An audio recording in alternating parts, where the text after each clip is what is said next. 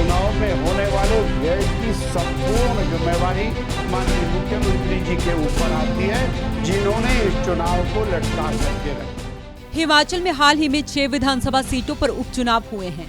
अब प्रदेश की 3 सीटों पर उपचुनाव होने हैं। इसे लेकर हिमाचल बीजेपी के अध्यक्ष डॉक्टर राजीव बिंदल ने प्रदेश के मुख्यमंत्री सुखविंदर सिंह ठाकुर पर जमकर निशाना साधा।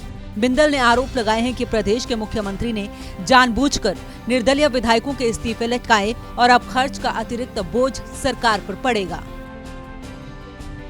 हिमाचल प्रदेश के 3 उपचुनाव पिछले कल डिक्लेयर हुए हैं।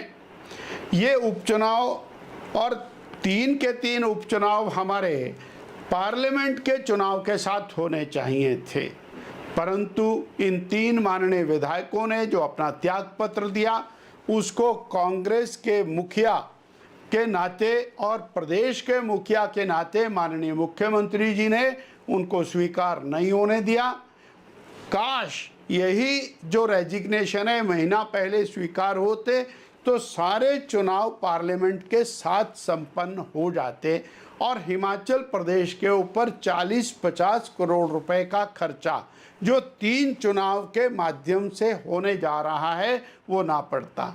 इस चुनाव में होने वाले व्यय की संपूर्ण जिम्मेवारी माननीय मुख्यमंत्री जी के ऊपर आती है, जिन्होंने इस चुनाव को लटका करके रखा।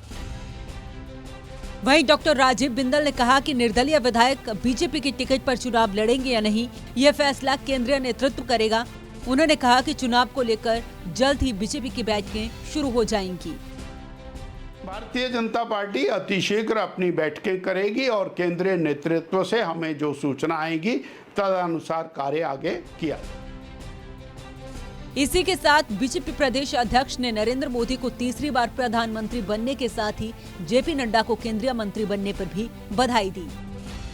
हिमाचल के प्रति माननीय मोदी जी का जो लगाव है वो सराहनीय है और हम हिमाचल वासी इसको अपना सौभाग्य मानते हैं कि मोदी जी तीसरी बार देश के प्रधानमंत्री बने।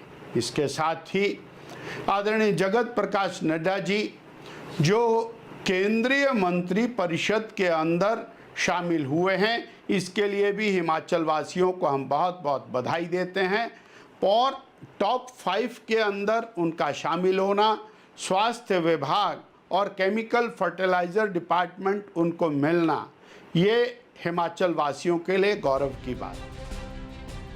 बहरहाल आपको बता दें कि हिमाचल में 3 विधानसभा सीटों पर 10 जुलाई को उपचुनाव होने हैं और 13 जुलाई को नतीजे आएंगे, जिसको लेकर सत्ता पक्ष और विपक्ष के बीच बयानबाजी शुरू हो गई है। सूर्य समाचार के लिए नाहन से सतीश शर्मा की रिपोर्ट।